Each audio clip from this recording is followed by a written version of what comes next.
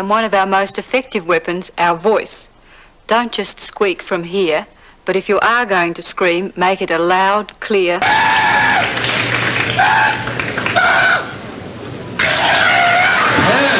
When you headbutt somebody, they don't survive that. You can punch somebody in the face, that's going to piss them off. You headbutt somebody, they're going down.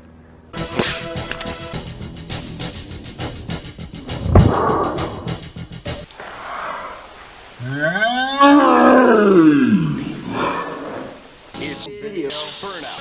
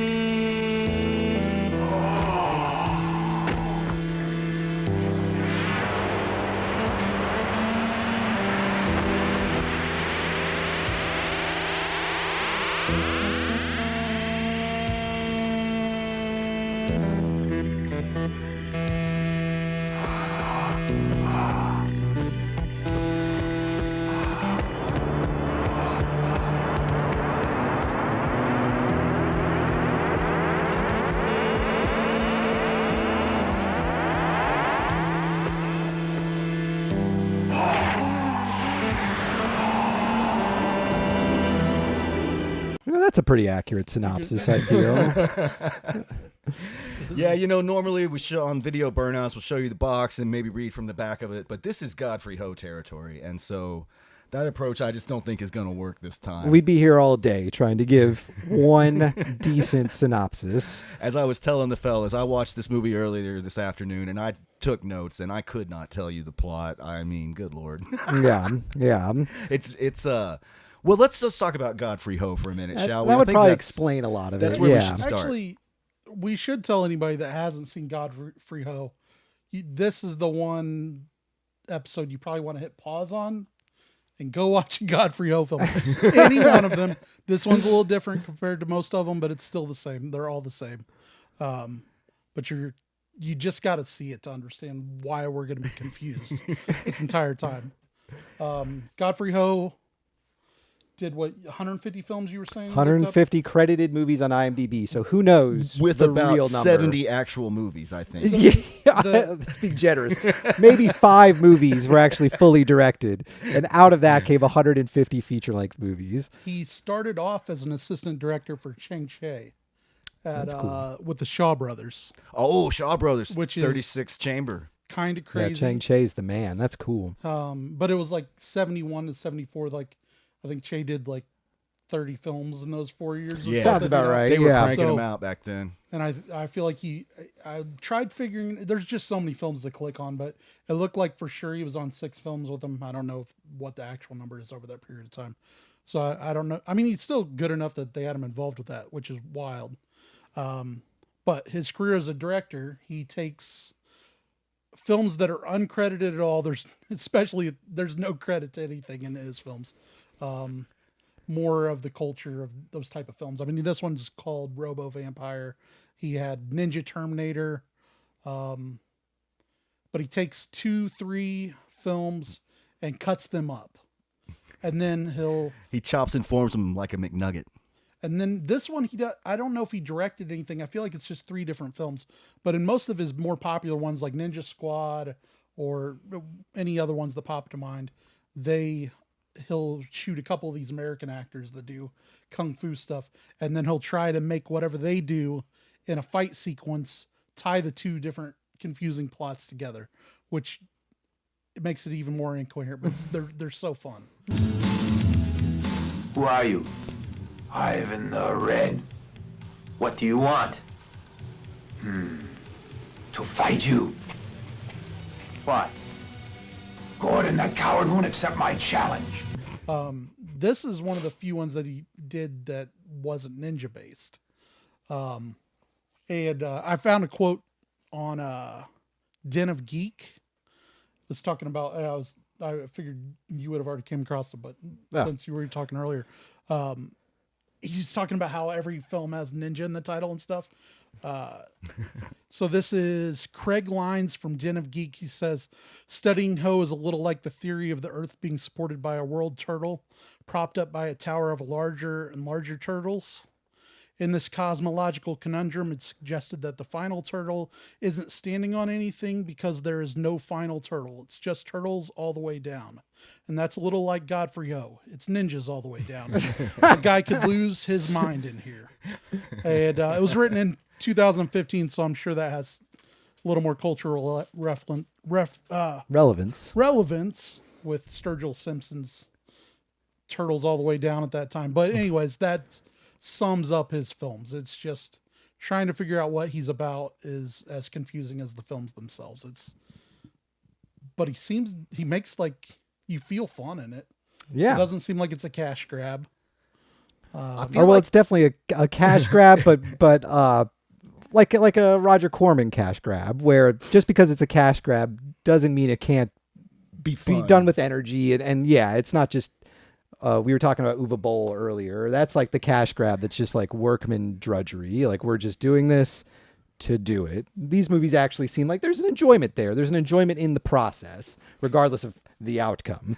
I think Godfrey Ho has a sort of a formula similar to that of a drug dealer, where he'll take like his most potent, crazy element. In this case, the RoboCop ripoff film element of this one, and he'll like cut it with slightly less volatile, slightly more down to earth elements to get that proper mix that like won't overdose you, but will still give you that right kind of a buzz. I think he's kind of a master that way. That feels kind of right, because you've got like the robot and you've got the vampires, but then to balance that, you've got the drug dealers and the guerrilla operation to take down the drug dealers.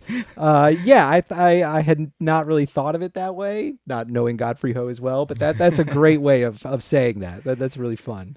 And yeah, he got the formula just right in this one, I would say. You can certainly tell what the three films are that he cut from this one. One of my favorite tropes that happens in all Godfrey Ho's I think the films that he took, there's a couple that I was trying to find out where the original films that he's ripping off are from, and that's really, as far as I've told over the years, it's hard to track down like where they came from. Yeah. But there's a few that seem like they're Filipino, maybe. Yeah. And he definitely took some from Taiwan, and I'm not sure on the rest. Korean, did a lot of Korean releases, anyways. But they're the Filipino feeling ones always have this trope where somebody walks into a bar section or an area where people are eating and drinking, and you see it in this one. And then somebody just says one thing snarky and all hell breaks loose. Yeah. And it's an incoherent fight. But that always happens in each one of his films. And I've always wanted to track down the film that he took those from. Because maybe there's 4 movies in this one. But that's where the naked people jump in the water, the girls swimming. Well, there's at least 3. Or perhaps more. Yeah, how many movies is this movie? I mean, I don't know. And I mean... yeah, who knows how many of those scenes were just shot on the fly as like, well, you talk and then you talk because we're in this location, and then we'll just use that as something later. And we'll overdub whatever we want. Yeah, overdub very badly, by the way. Contact headquarters, Richard, and ask Young to find a new way to smuggle the heroin in. Oh, yeah, this had some of my absolute favorite overdubs ever. Notably, the mustachioed drug lord. Yeah. Who looked a lot like the actor. I'm sure I'm going to butcher this name. It's like Demian Bashir, who's the villain in Godzilla vs. Kong and, I haven't stuff. seen that. It's really good. But he's a fantastic actor, but they look similar. But anyway, that guy's voice is hilarious. But my absolute favorite is one of the drug packagers, I guess, when the vampires are kind of first revealed guarding the drugs. And there's a guy who has a cigarette in his mouth.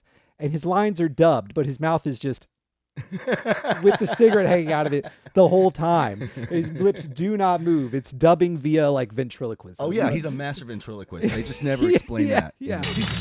Ken, what the hell are you doing here? I hope you haven't come to check up on me now, have you? One really lazy point in this film is where it gets super dark and the love sequence is happening. Oh. But then they do an exposition thing that's supposed to kind of like goes on for 30 seconds, but you can't really see anybody talking, and it's just two random people talking over a microphone, overdubbed over it. I was like, you're not even trying. You're just like, how can I make this feel like there's a plot here that I'm confused about? So here, say this. When you refer to the bar scene that happens, are you talking about the scene where the hooligans show up and just start knocking stuff over, and somebody runs over and hands that guy 24 eggs, and he's like, ha ha, I just throws it up over his head. And then the bar you're referring to, if that is the scene, is clearly where they're selling rolls of toilet paper. He's just set up there drinking a beer on the rolls of toilet paper, which does have my favorite line, which I know you always like to ask, but I'm just going to go ahead and say it here. Yeah, you can go ahead and bust He it. says like, Who are you? the guy That's what I was responds, looking up. we're the two of the meanest motherfuckers you've ever met. Yeah, let's fucking go. I finally wrote one quote down. That's it, man. Why do I even try?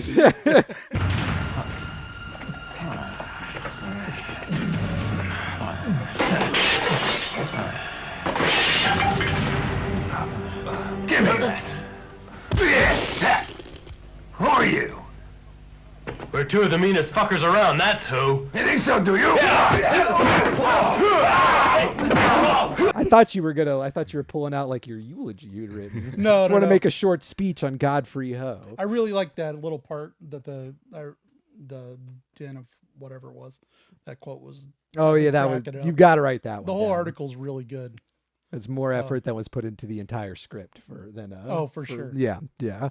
Um, So how do we? Let's start with the approach? first minute. Let's start with the first Okay. minute of the movie. I took the liberty of taking a note, and we have machine guns, snakes, explosions, Oh all yes. in the first minute. Not just snakes, but Lots of snakes. that you shoot at them and they hurl themselves over their container at you. These are kamikaze They're kind of snakes. flying snakes. Yeah, yeah.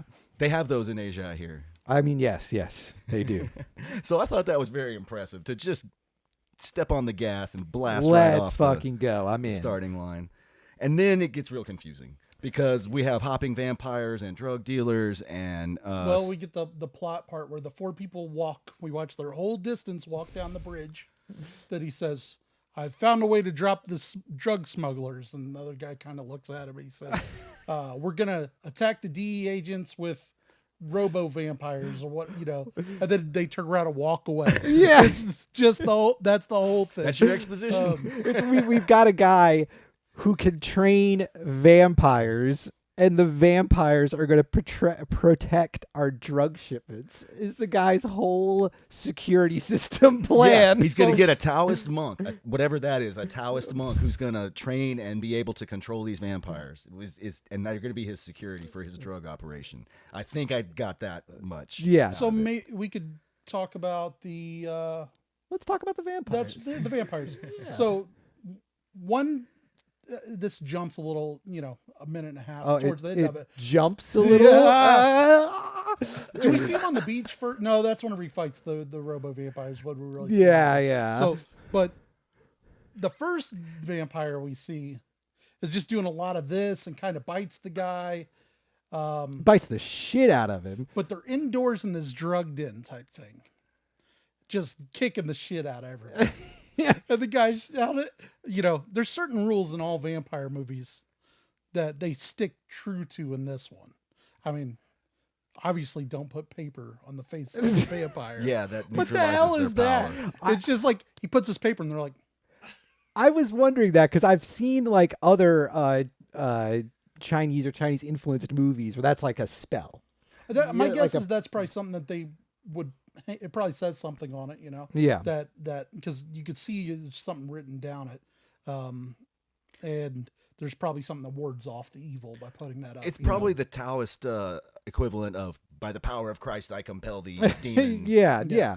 So when we mentioned when you started watching this movie, we were texting back and forth, and you said, "Oh, they're doing the Thai hopping vampire thing." Do you know more about like why the vampires hop? Do you have any idea about that? I've bumped into this before. Godfrey Ho has a number of these hopping vampire themed. Well, it's a Western vampires hop. It's called Young Shi or something like that. Kyung Si is how you Si. say it in not Cantonese, whatever they speak in Hong Kong. That's not Mandarin, but Western vampires hopping is one of their Things. it's a tradition and a folklore that goes back, and they dress like officials from the Qing dynasty, the Qing dynasty, and I'm not sure why, but they hop around and they put their arms out and they eat you, and they're mean. Do you have any idea why the hopping? Like, I suppose we should have researched this. I did. It didn't say why they hop. Oh, good. It We just said that thoroughly researched this issue. Our crack team thoroughly racked their brains. So on it's this. just a convention, but really we don't know why. But Godfrey Ho didn't make it up. It goes back. a okay, ways. okay. Well, I can say it looks ridiculous. But they bring in garlic cloves on the guys. Yeah. Yeah, the garlic works. I wrote To them ward down off. as being vampire mummy zombies. So that's in the way that the words translate. Vampire is also can be a zombie. Oh yeah, All right. That's one of the and I things also about it. read that they don't in folklore they don't necessarily suck blood, but they suck your chi, your life Yeah. force. Okay. So that's slightly Okay. different, but same idea. And they expel a lot of smoke and powders. And that Yes. smoke and powder will burn the hell out of your face if you let it. Yeah, this movie has a ton of powder flowing around. Like, not only are the drugs poorly packaged, they invade that church, and the cross is full of just loose heroin, I assume. But also when they're packing the drugs into the bodies, which is one of my another great quote in the movie when the main drug dealer says, "We're going to cover up our drug smuggling operation. We're going to do the how does he phrase it? Hold on. We're going to cover up our drug smuggling business to a slight variation on the body smuggling business." It's just like, that also sounds illegal. I don't think that's the cover, but they're like packing the drugs underneath the guys' just shirts. And in one of the close-ups, it's clear the bag is like leaking and just all the powder gets on the shirt, but they're like, "Nah, it's good enough. It's good enough. Nobody will notice that. The drugs are covered." But just powder everywhere. It made me think of that Kurt Wimmer movie Equilibrium with Christian Bale. When anybody gets shot, just dust just explodes out of them. It was a lot like that. Yeah. So it's pretty much the plot. They're in the room with all the vampires, and they're all agitated at the drug smugglers. Yeah. They decide to attack them for no reason, and the guy comes in. He goes, "Well, that's because these aren't drugs. Yeah. It's rice powder." What the hell is rice powder? But all right. The quality of the drugs fucking pisses off the vampires. Yeah. That's why there's such efficient drug security. They'll only guard heroin. I don't know. Whatever. And they could suck a cigarette out from across the room. It's like you're gonna waste my time on fake drugs. I don't know. Whatever.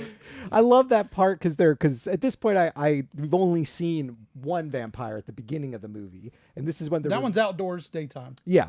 And so they're revealing the other vampires, and they all have kind of like fucked up faces. But they show the one in the coffin, who I thought was going to be like Dracula-ish sort of figure, because he's just got white powder on. He's just like sallow-faced, but his face is fine. But then when they turn him into a vampire, his face immediately just rots. It's this whole rotting sequence.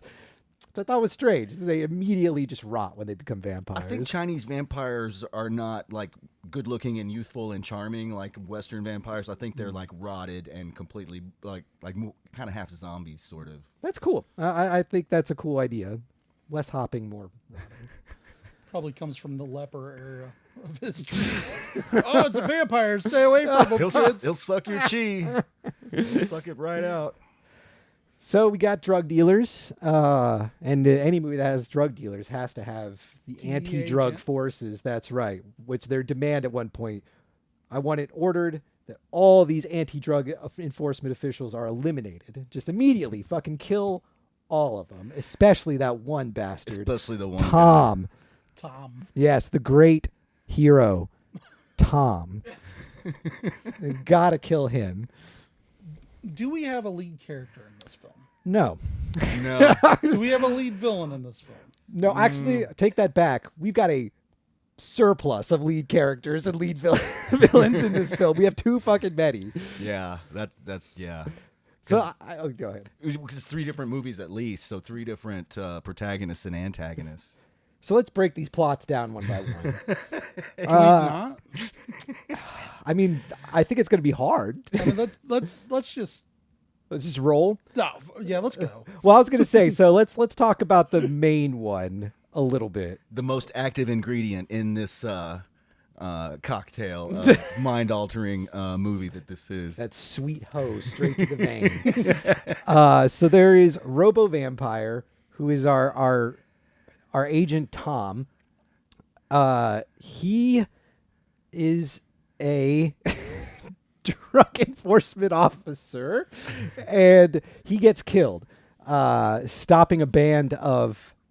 Oh, see, you can't even do that because we got to talk about the wizard. Yeah, Yeah. all right, let's do the wizard. Yeah, let's Gotta talk cover about the the wizard. wizard. Okay, so where are these vampires coming from, you might ask? Well, Zoe.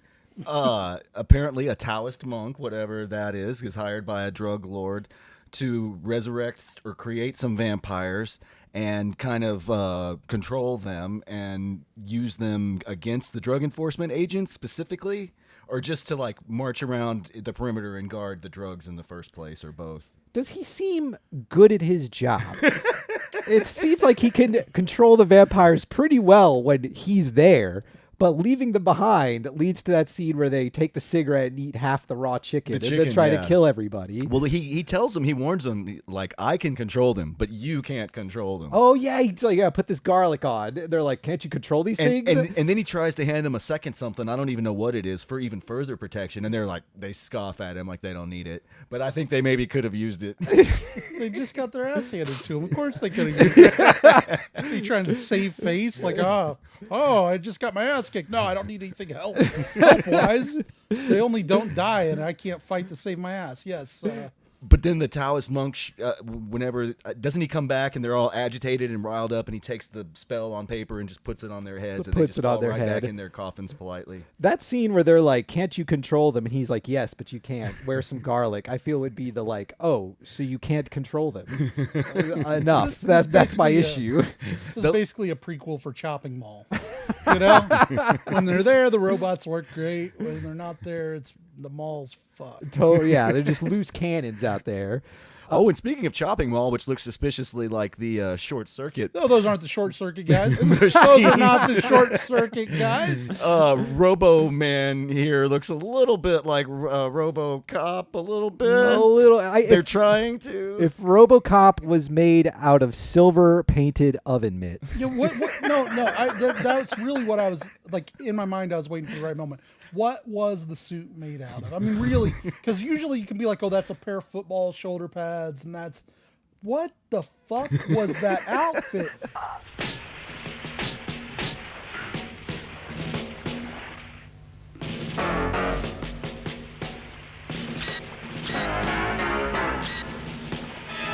First up, what do you get that makes those straight lines up and down? Because they weren't just painted; they had the rolled little thing to it. I mean, what was that? The only thing I could think of was a bunch of like some sort of like combat pad, you know, like cut and like tied or whatever. Also put on the back of his head, which is clearly just more of this padding on the back of his head, but in the color of a fire blanket. Like they wrapped RoboCop. It's like that scene in RoboCop 2 when they fucking disassemble RoboCop and it's awful. If OCP was like, well, we can't really put him back together, so we're just going to cover him in tinfoil, and he'll hold together after that. So yeah, Tom gets killed. I think. Correct me if I'm wrong. I think Tom gets killed at the traffic stop.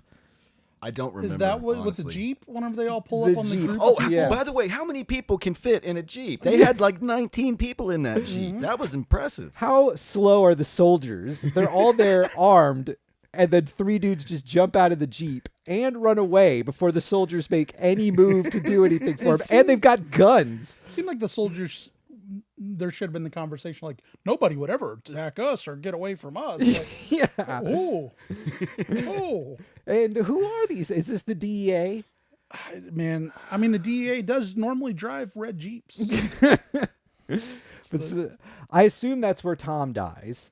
And then they take him to the Somewhere. the hospital, the single table, and we have this great moment where they're doing like chest compressions on him, but the woman standing above his head, leaning over him, which I've never seen chest compressions done from that angle. I don't think I have either. And then she looks up at the doctor and she goes, and then she covers him, and then the doctor comes in and immediately just uncovers him, looks at her, and she goes. And then the doctor covers him once again, like nobody, no trust between these two, and that's when the Miguel Ferrer from RoboCop guy comes in. He's like, I can fix him if you just give me some time. And they make no attempt to make it seem like more than one person is doing this. Yeah, he's got a couple of metal pieces that he shoves like an old recorder into, like an audio recorder. They do some TIG welding real quick. Yeah. And apparently he's good. He's ready to go. He's Robo. He's full Robo in his assortment of spray painted rugby pads. And he's about as believable as a robot as the original Godzilla was in his Even the noises they makes constantly. He is not in this movie much at all, and I'm almost thankful because he's constantly just. And every time he takes a step, it's the beat to the soundtrack of the music. Did you notice that? I did not. I thought I was making it up. I heard him coming once, and I was like, "Ooh, it's just him moving." I actually didn't think it was the beat. Okay, so what is going on? The first time we see him on his feet, he's on the beach. We get a long shot of him walking, and then he's shooting targets. Then there's some fire, and then he falls into quicksand. What happens there? Some people had laid a trap for him. The drug lord lays a trap for him. I thought they were just testing his. Well, that's so he's shooting the target. I think that you're thinking of two different scenes. Okay. Because he shoots the targets on the beach when he gets the M60 with explosive rounds that he shoots just right in front of everybody as they're rolling around. And then later on, when he's actively hunting the drug lords, there's this scene where their trap is to just dig a thin moat and set it on fire, to which Robo Vampire's response is to dig himself into the fucking ground. He's just an ostrich. Oh, fire! Buries himself until he rises again and shockingly fights vampires. A true soldier uses his environment. Okay? He had sand. He weighs a lot.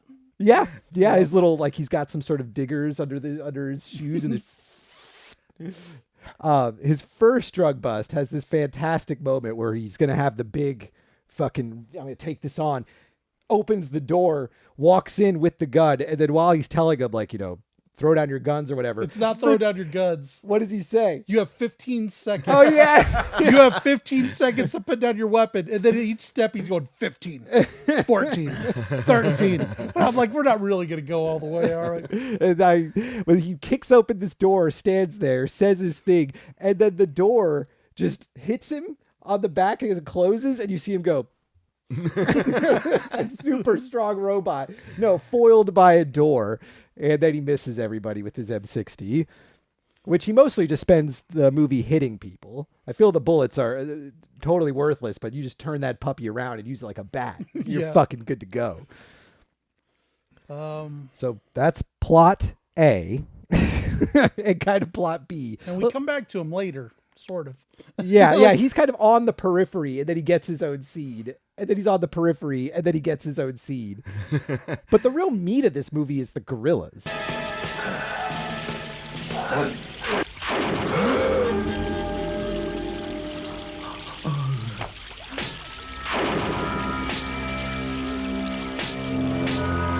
Yeah, who are the gorillas? What is up with the gorillas? Why was the witch lady trying to do sex with the gorilla?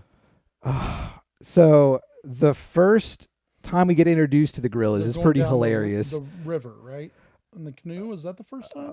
I thought the time I'm thinking of is when they get hired, or that first dude gets hired, and that guy has that fantastic negotiating tactic of saying, if it were up to me, I'd pay you $1 million.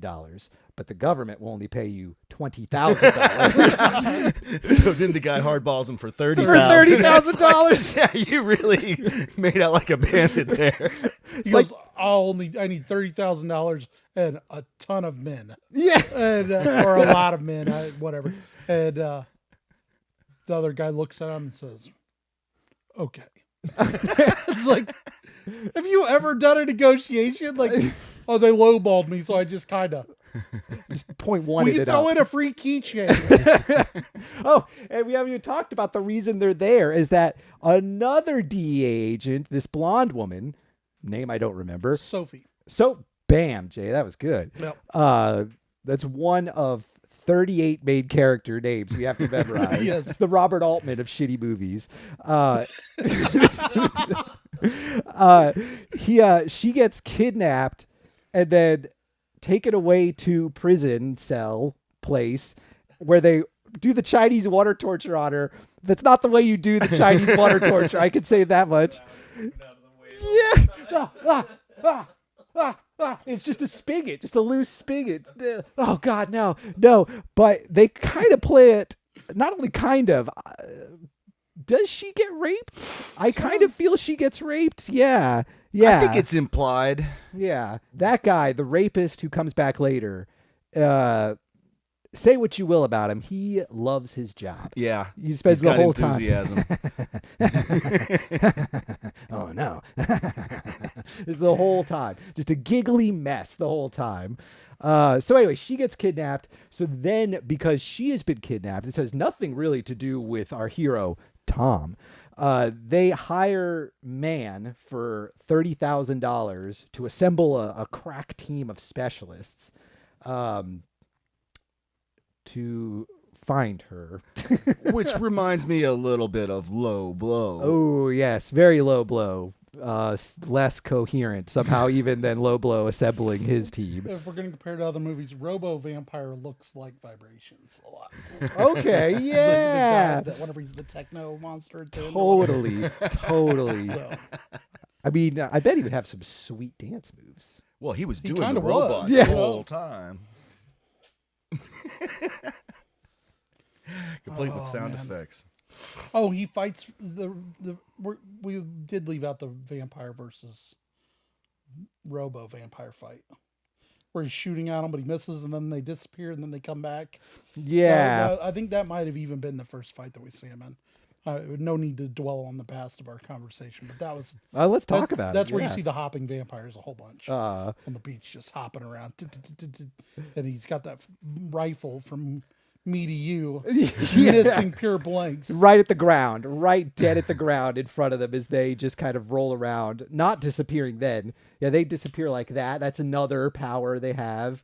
And they can like fly sometimes, and they have this really deadly bottle rocket attack that they can do. Yes. And then, the witch lady has that spinning umbrella thing that's pretty cool. Let's talk about witch lady. Yeah, Lady Snow Ghost. Yeah, I wanna I know seem to love her. what's up with that. That part is awesome.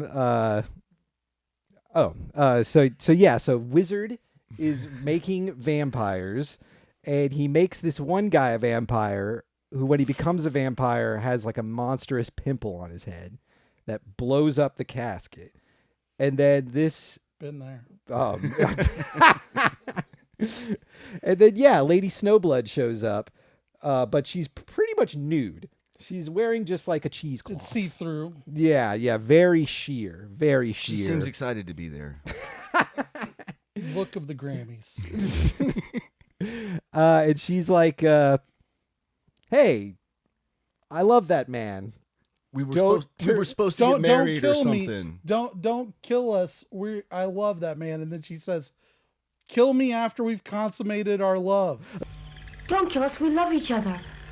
You can kill us, but wait till our love's consummated. That's when Robo Vampire shows up and is going to fucking waste him. She says that line twice? Or no, she says... She says, you can make us...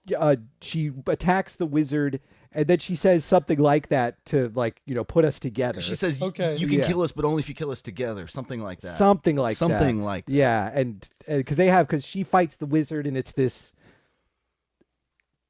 fight, and then she basically just kind of gives up and is like, it's cool if you control him as a vampire, just as long as you're controlling us both. We're both on the same side. Because she's mad that he's been changed into a vampire. Yes, they were supposed to be together forever in the afterlife, but now that he's been brought back as a vampire, she has had to come back as a ghost to try and that actually makes a little bit of sense. Yeah, I mean, it is basically, it's the inspiration for Ghost. Yes. Yeah. That's a true fact. So that plot won't come back for quite a while.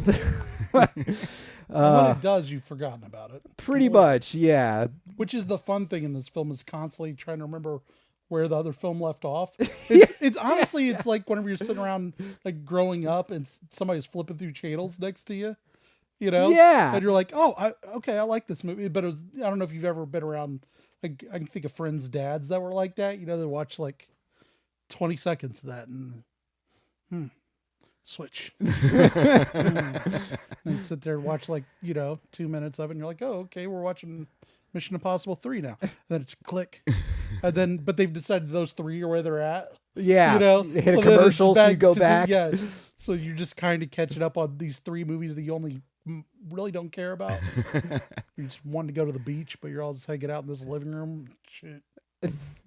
That's what this whole film feels like. Oh, where were we at when this channel changed off of? It's funny you mentioned that because I thought about halfway through. Jay makes these compilation videos of bad movie of the best moments from the bad movies we watch. I was wondering if you just announced it as, oh, hey, this is my new one. I've been working on it for a while. Turned the sound off and then just had us hang around. How long it would take before somebody realized that this is all the same movie. Yes. Pretty good. A while. Yeah. Our entire collective, the name that we used to go by before doing a podcast was Carnage, from TV Carnage guys, which is the Everything Relative guys kind of do a lesser form of that. So it's the same type of compilations if anybody's trying to paint a picture of that. Yeah. Let's just go ahead and talk about Robo Vampire fighting Lady Snow Ghost and other vampires. So we could just wrap that one up entirely. Yeah, that was a doozy. Yeah. So Robo Vampire shows up, or he's not even Robo. I guess he is Robo Vampire. I was just calling him whatever. I mean, he's a zombie. He's Robo. And he's a not robot. cop. I guess that's true. If zombies are, or if vampires are zombies, Reanimated corpses, then he does fit. Yeah, that's a good way to look at it. It does make sense. Yeah. He shows up to kill them, and she tells him what Jay was saying a second ago. Don't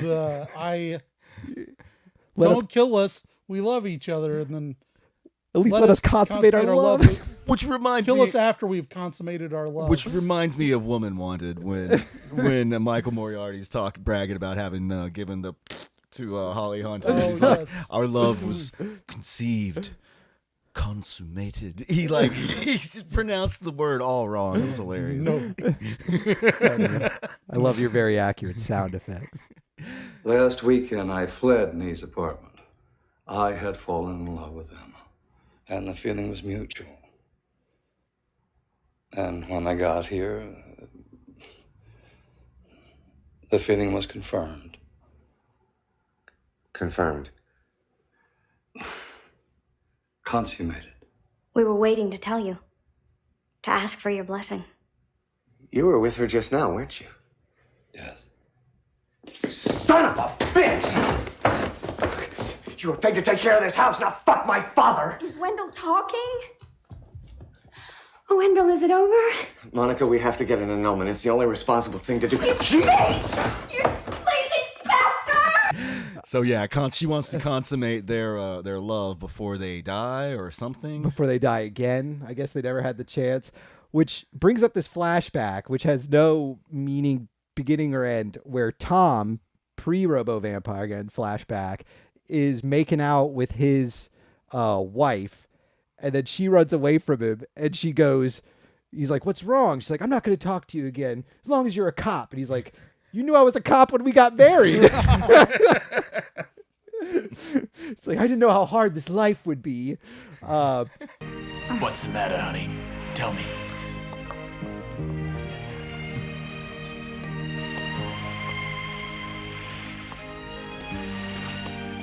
leave me alone. You don't have to be so temperamental. As long as you're a cop, I don't want to see you again.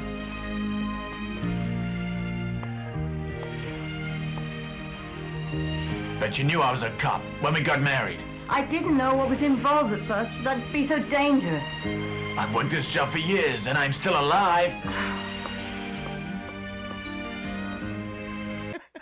End scene. That won't come back. But the witch lady and Robo not cop have a fight that's pretty stunning. We'll complete with the bottle rocket attack and the spinning umbrella riposte. The toilet paper lasso. That that's a deadly move right there. And so they have a knockdown drag out fight, and Robo not cop ends up winning.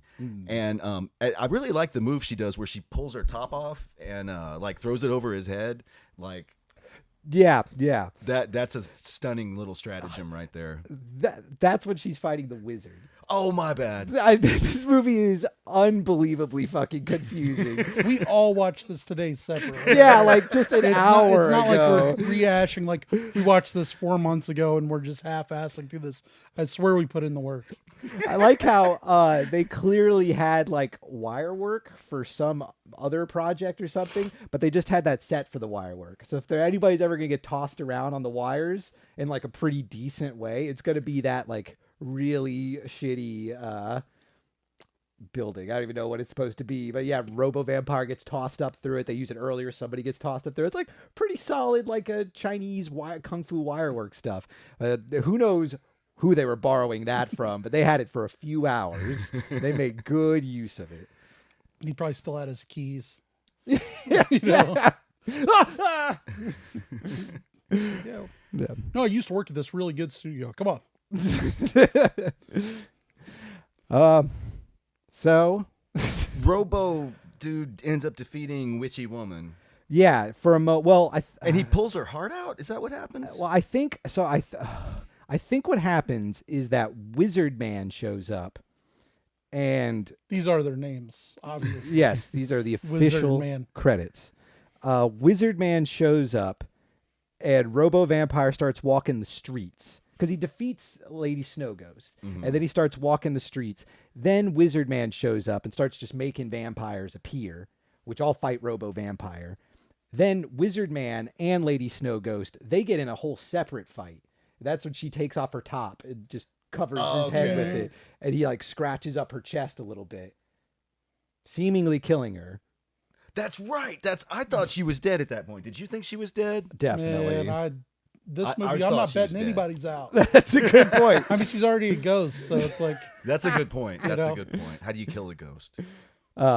She comes back later. Yeah, she does. I remember that. I took a note. And she kills Wizard Man, doesn't she? Isn't she the one to kill Wizard Man, I think? She kills somebody. I think you're probably right. I think it is Wizard Man. I think she kills Wizard Man, thereby Robo Vampire, our hero, Tom, doesn't even get to kill the main villain. Lady Snow Ghost does. Yeah. And then we go to the gorillas. There's the period there that's, and by gorillas we mean like rebel fighters. Type, those type of. Oh, wow, because I'm picturing those people in those gorilla masks. I guess that is confusing. That is confusing, yeah. A gorilla army of gorillas. Like Planet of the Apes remake or something. We have the fight scene happens early on. There's a bunch of guys that are in a canoe. They get shot at by M60s. Yeah, wait, and then they're barreled down. Who are those guys who blew up the canoe? Who beats them up on the hill? And then the one guy comes out with a robot voice, but then when he walks over the hill, he's like, "Hey, Adam!" Ha ha ha! Yeah. You know, and then it's like, "Oh, hey, it's my buddy!" Yeah, you know. And so I don't know. I mean, gunplay is always hilarious. You know, so yeah, you just shoot them real close from 100 yards away. It's fine. In the canoe scene, I love how they're canoeing, and then a ton of people show up. They're just hiding in the bushes. Shoot at them. The canoe people get out. Our heroes get out, and then one of them goes, "I think they were waiting for us."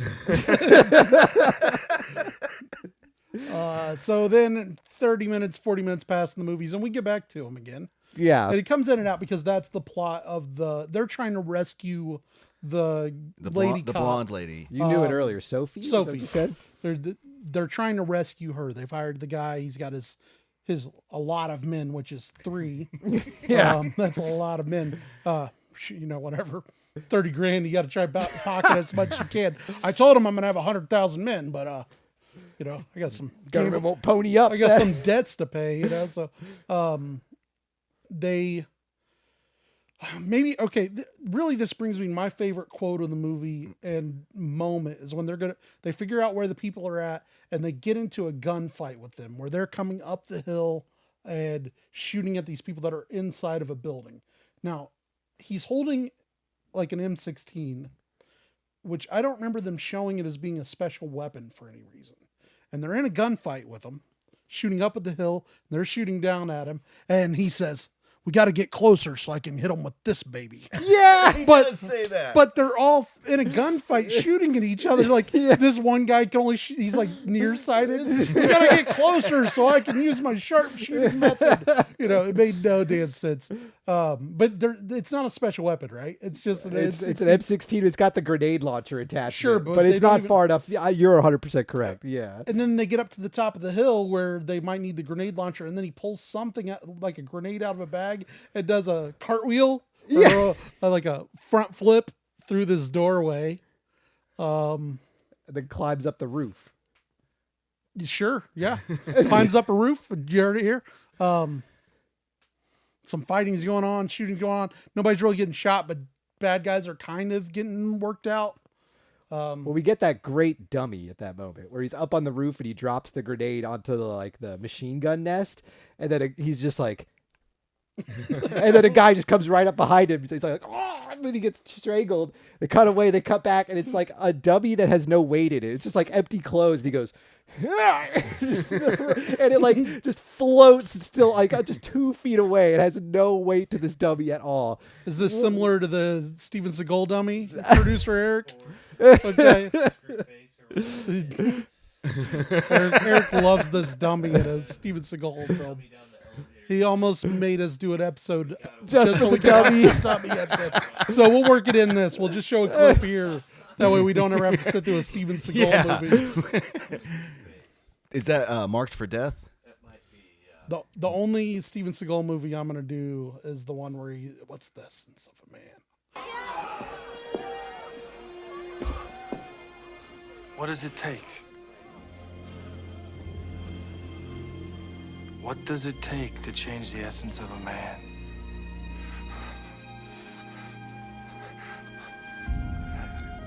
I need time to change.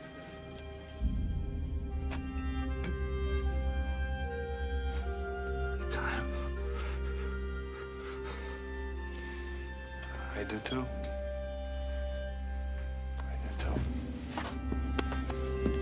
Wheeler, we'll give you a ride home. Thank you, my brother. We're about to go on a sacred journey. That's the only one we deserve now. Oh yeah, that's the one with Michael Caine as the bad guy, right? Oh, is that Under Siege? No. This one's the one where the guy he's in a barroom fights.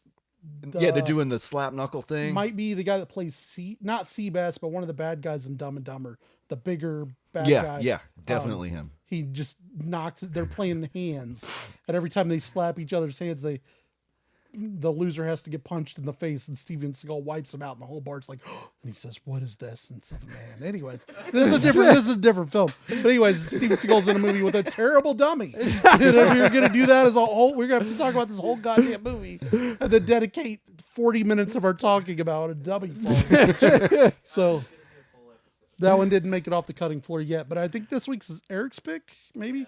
So maybe we're doing it. So maybe we're just look forward to next week or next episode whenever we put out a compilation of terrible dummies. Just that dummy over and over. We'll try to word criticism in multiple ways. We can do Eric's terrible dummy compilation, but then we got to do my fake baby compilation, where everything just one movie. Actresses pretend to be pregnant, but they're clearly not. American Sniper. I mean, yeah, relative. That's a little too highbrow for our podcast. I feel. A little How dare you well talk known. about Bradley Cooper? Well, not just fake pregnancies, but also clearly fake babies being held, that are obviously made out of, I was watching 30 Coins recently, HBO show. It's really good. Or I enjoy it. It looks cool. It's got it's really good. But they have this really fake plastic baby in it, and they've used like a after effect of a sun glare, so it's always over its forehead. Oh. So every time they change the camera angle, they still have to like make a sun glare in there to make it not look like it. It's kind of a cool move for having like a they make it work. But anyways, so we're gonna do fake babies. That one we'll throw in there. That'll be fun. That'd be way fun. None of this is really gonna happen, guys. So I don't. None of it. The rest of this episode's not even gonna happen. No. Well. That's a different He thing. means like, where are you right now? Besides Earth, he's an acid man right now. Yeah, I'm on acid. That's where I am. Is that all right? Is that what kind of drugs you're doing? Yeah, drug, fucking hay, everything. Beer. That's our interlude from a break from trying to make sense out of this film. So we're back to the gunfight. Throws the dummy off the roof. 2 more of them are kidnapped at this point. Both getting water tortured now, aggressively. Yeah. Yeah.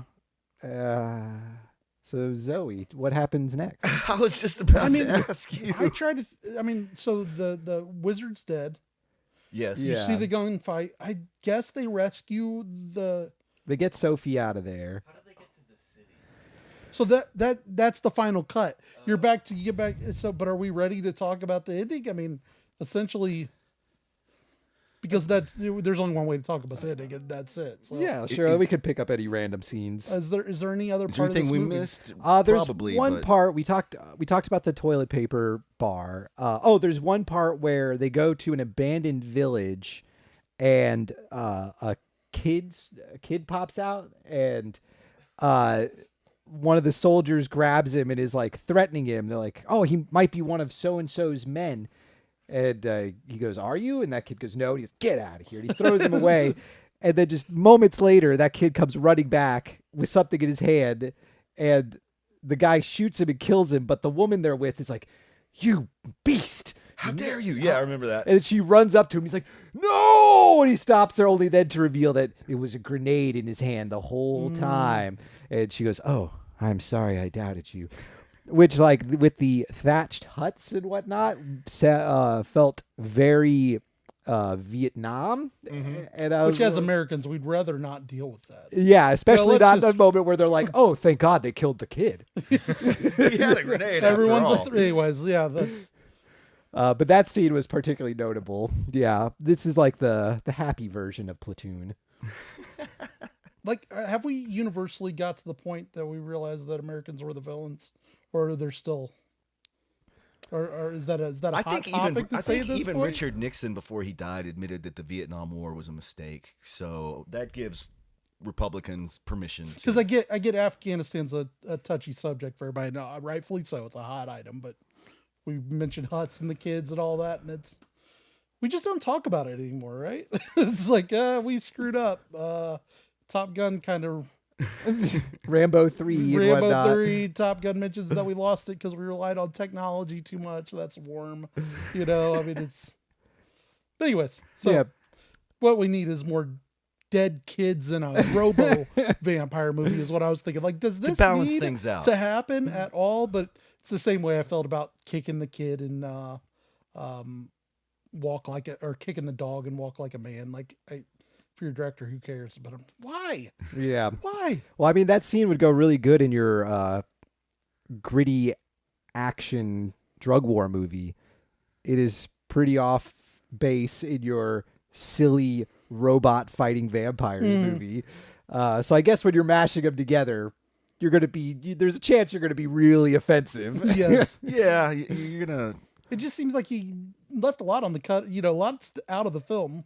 Yeah. Or the original films were all incoherent, 40-minute long films, and he just spread them out. But there's a lot cut out there. He could have left. Could have But cut anyways, that out. It's an action scene. It's something big going on. Yeah, somebody gets killed. But yeah. it's so ridiculous. They needed 90 minutes. Yeah. They got 90 minutes. Godfrey Ho is like... I think it's like an hour 10.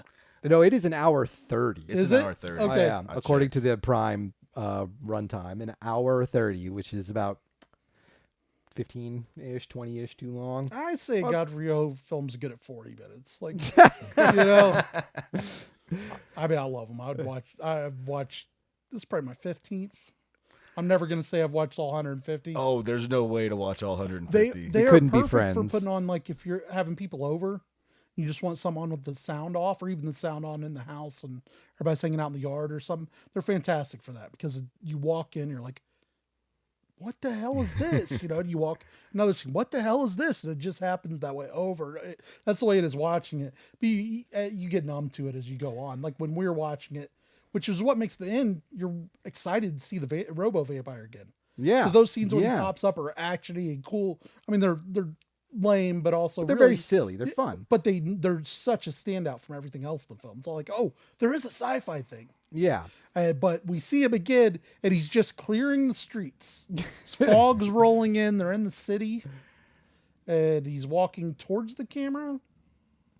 Does he shoot anybody? I feel like you see him like. He shoots. Yeah. I think the last vampire. Oh. Now I know what scene you're talking about. It's when he's like doing the slowest chase in human history with one vampire hopping and Robo vampire walking like RoboCop. Like, the slowest chase. I love slow chases in movies. It's one of my favorite things. It reminded me of the golf cart chase in Space Mutiny. Do you remember that? Yes. Yeah. Very sweet, slow chase. The vampire grabs a couple of human shields, which works fine. Robo Vampire seems to not going to do it. And then Vampire immediately just drops those human shields and hops away to get blasted in the fucking back by Robo. And then Robo just walks down the street for another minute or so, all slow. Is that how it ends? Yeah, it says so. He's fog's everywhere. It's like Full Metal Jacket and the Mickey Mouse song, like just green light and smoke, and then the end. The end. And big it's red over. screen. Yeah, no credits, and the end part is all of 11 seconds long. Yeah, no character names, no actors, no credit to the films used, which is. I've tried finding more out about Godfrey Ho. I've asked people, I've listened to, looked up articles, and everybody ends up hitting this blank. I'm sure there's some resource out there that if I, clicked on page 2 of Google or something. Well, I think he cannibalizes some of his own stuff, but I don't know what percentage is his own and what is just stolen or what. I just don't know. A lot of it you can tell is earlier, like the gorilla stuff, you could feel that it's not an 80, whatever year this one is, 86 or 87. It's not that period of a film. You can just tell by the stock. Or at least maybe it is, but it doesn't seem like it is. But there's no credit to any of it. There's no information about it. Shit wouldn't fly now. He couldn't even remember the actors that were involved. That was 3 years ago for him. I wonder if any of them got paid. So I found out about Godfrey Ho in my little research that he actually had, when he retired from filmmaking, was teaching filmmaking for a decade at a fairly prestigious film school in China. Okay. And so I feel like he probably has a decent amount of involvement in a lot of the pieces of his movies. I mean, who can say anyone what parts he actually made and what parts he took? But I don't know. I don't really know what point I'm going to make. I saw he made Robo Vampire. There was a website that had all films made in Hong Kong and directors that have been based out of there and information that I've fell down that hole looking up the earlier his assistant directing stuff. I was trying to click in and stuff, and there's a lot of information about him being known as being a big director. Yeah. So I mean, even the output itself, I mean, maybe it's the 36 Chambers type stuff, where there was a demographic that was really into it, which is cool, I mean, or maybe he's we just mentioned Roger Corman. I mean, I think Roger Corman's directing work is actually much better than what his name symbolizes. But we know of him for kind of making bad movies, but being good at it. Yeah. And he's involved with Rock and Roll High School, which I think is phenomenal. He's got great ones. Roger Corman directed dozens of movies, but he produced hundreds of movies. Yeah, right? yeah. And I feel that's more his legacy. But his producing, although Rock and Roll High School is one that he, I think, produced, he didn't direct it. Yeah, but that's one where he just kind of, teen movies are the thing right now, and he didn't want the Ramones to be there. He wanted somebody else. Yeah. It was the director actually put their foot in. But most of Roger Corman presents, you can feel his heavy hand over them. And that's where, I'm always weary when it's brought by the producers for Halloween or brought by, you're like, Appointment what the with fuck did Fear they does do? not speak to their creative thing involved with Carpenter or something, at all. But Corman's films feel like he's got like, no. You've seen you've seen at least the posters for 60 of my movies. I want those. Yeah. And just somebody who, he's going to make a movie. Yeah. Could be terrible, but it's going to be a whole movie. And I would say Godfrey Ho films, for how incoherent, weird they are, and out there, they're enjoyable. This one was fun. Better than, I would compare the feel of this to like Humanoids of the Deep or something, if we're going to stay on the Corman idea. Yeah. Where it's like, there could have been more there that made it great, but there's some very memorable, fun stuff. And compared to like all of his ninja films, which are so much fun, this one is fun because of the incoherence, like how much he's able to kind of salvage from these really unwatchable films and make them into something, it makes talking about them impossible.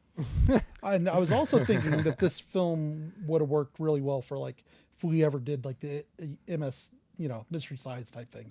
This is the type of film to have your buddies all watch. Yeah. Because then you just crack jokes the whole time.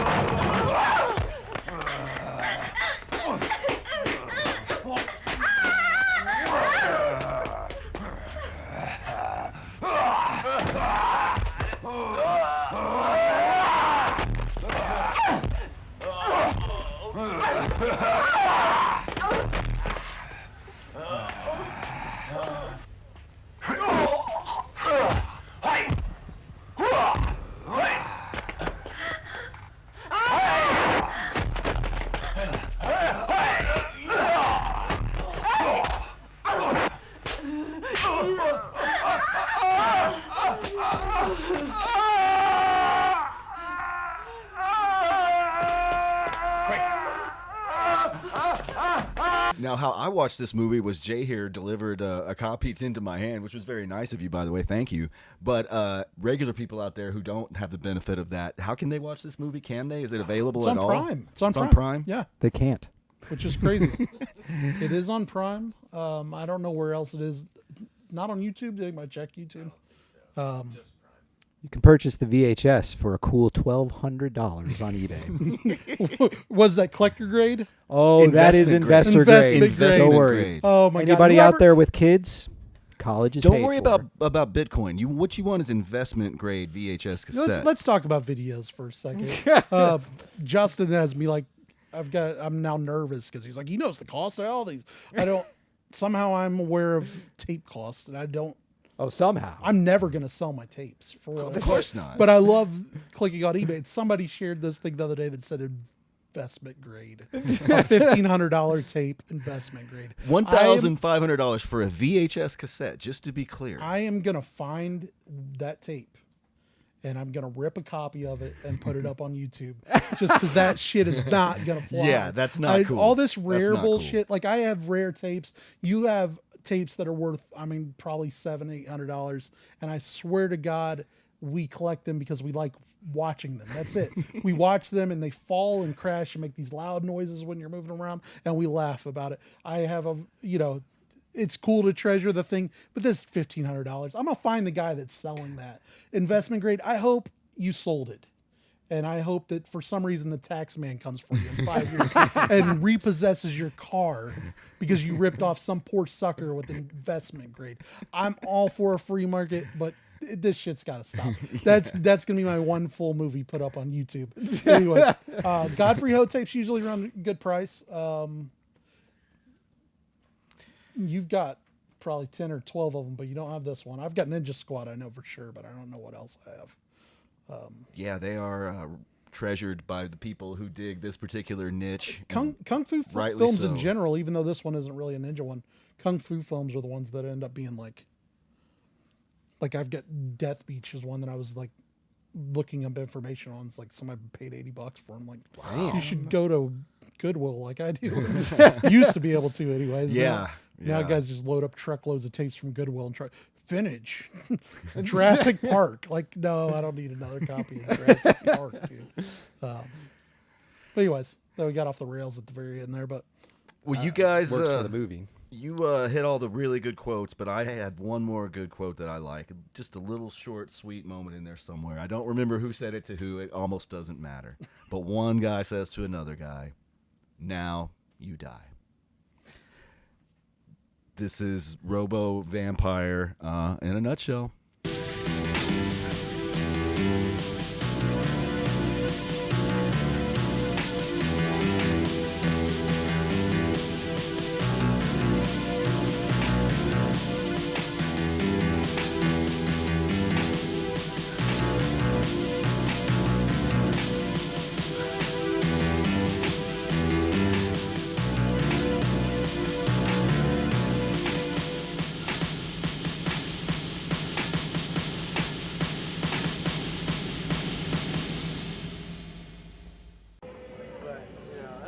He means like, where are you right now? Besides Earth. He's an acid man right now. Yeah, I'm on acid. That's where I am. Is that all right? Is that what kind of drugs you're doing? Yeah, drug, fucking everything. Beer. Who are you here to see tonight? Your mother.